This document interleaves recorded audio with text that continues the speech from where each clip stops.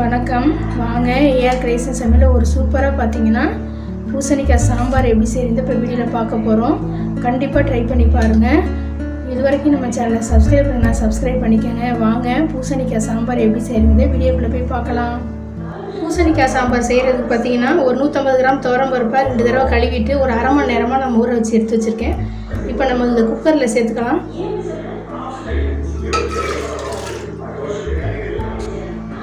கூடவே ஒரு அரை ஸ்பூன் அளவுக்கு மஞ்சள் தூள், ஒரு அரை ஸ்பூன் அளவுக்கு ஜீரகம், சிறிதளவு பெருங்காயத்தூள், ஒரு ஸ்பூன் அளவுக்கு விளக்கெண்ணெய் நான் சேர்த்துக்கிறேன். பருப்பு சீக்கிரம் வெந்து வர்றதுக்கு. பருப்பு ஊற வைக்கிறப்ப தண்ணி சேர்த்து ஊற வச்சதோடு நான் சேர்த்து குக்கரில் சேர்த்துருக்கேன். இன்னும் கொஞ்சம் மட்டும் நம்ம வேக வைக்கிறதுக்கு தண்ணி சேர்த்துக்குவோம். குக்கர் மூடி போட்டு ஒரு 4 விசில் விட்டு நம்ம இறக்கிடுவோம். இப்போ ஸ்டவ் ஆன் பண்ணி சாம்பார் வைக்கிறதுக்கு பாத்திரம் வச்சுக்கலாம். ஆயில் சேர்த்துக்கலாம்.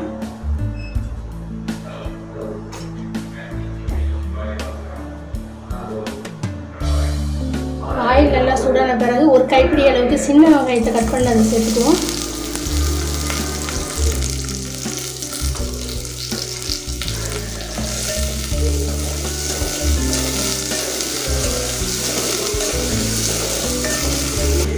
இப்போ வெங்காயம் நல்லா வதங்கினோன்னே 2 தக்காளி நான் கட் பண்ணி வச்சுருக்கேன், அதையும் சேர்த்துக்குவோம்.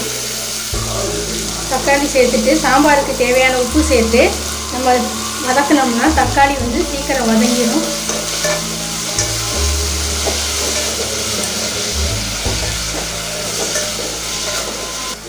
தக்காளி நல்லா வதங்கிடுச்சு. நீல வாக்கில் கட் பண்ண பூசணிக்காய் நான் சேர்த்துக்கிறேன். இது கூடவே பார்த்தீங்கன்னா 6 அவரைக்காயை கட் பண்ணி வச்சுருக்கேன், அதையும் சேர்த்துக்குவோம். காய் சேர்த்துட்டு நல்லா ஒரு 2 நிமிஷம் போல் சிம்மில் வச்சு நல்லா வதக்கிக்கோங்க.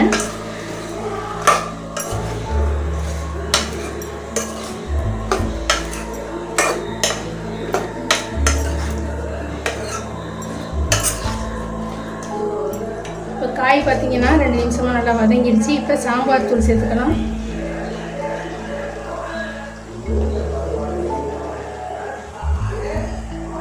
ஒரு 4 ஸ்பூன் அளவுக்கு சாம்பார் தூள் சேர்த்துருக்கேன்.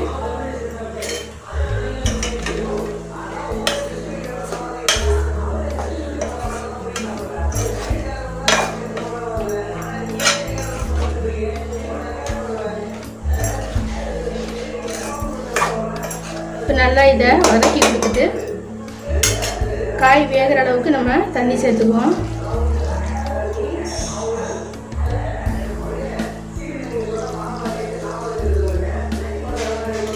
நான் வைக்கக்கூடிய சாம்பார் ஒரு 5 பேர் சாப்பிட்ற அளவுக்கு நான் வைக்கிறேன்.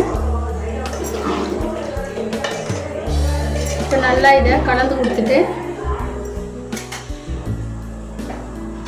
காய் வேகிற வரைக்கும் மூடி வச்சுக்கலாம்.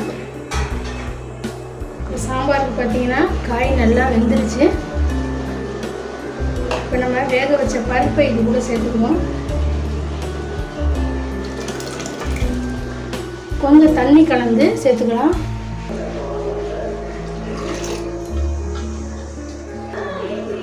இதை நல்லா கலந்து விட்டு பருப்பு பார்த்தீங்கன்னா ஒரு அரை பருப்பாக தான் வெந்துருச்சுக்கு. இது போல் பருப்பு சேர்த்து சாம்பார் செஞ்சிங்கன்னா ரொம்பவே டேஸ்ட்டாக இருக்கும். இப்போ இதை நம்ம பருப்பு சேர்த்து ஒரு 5 நிமிஷம் போல் நல்லா கொதிக்க வச்சிடலாம். இப்போ சாம்பாருக்கு பார்த்தீங்கன்னா பருப்பு சேர்த்து நல்லா கொதிச்சிருச்சு. இப்போ நம்ம இதில் புளி சேர்த்துக்குவோம். நான் சின்ன லெமன் சைஸுக்கு புளி ஊற வச்சு கரைச்சி வச்சுருக்கேன், இதை சேர்த்துக்குவோம். புளி சேர்த்து ஒரு 3 நிமிஷம் போல் நல்லா கொதிக்க வச்சிடலாம்.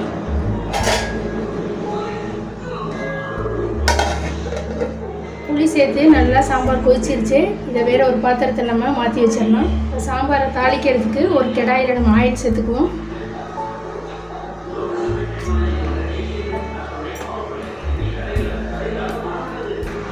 ஆயில் நல்லா சூடான பிறகு 1 ஸ்பூன் அளவுக்கு கடுகு உளுந்தம் பருப்பு, அரை ஸ்பூன் அளவுக்கு ஜீரகம், கூடவே சிறிதளவு பெருங்காயத்தூள்,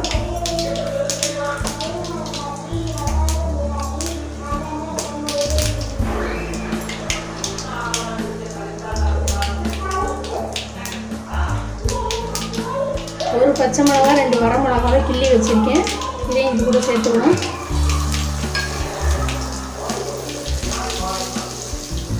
சிறிதளவு கருவேப்பிலை,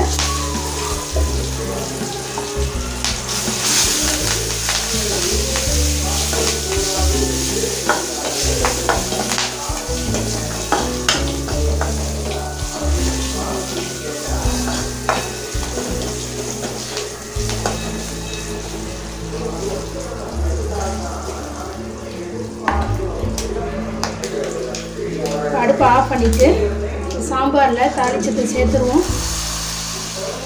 சூப்பராக பார்த்தீங்கன்னா பூசணிக்காய் சாம்பார் ரெடி.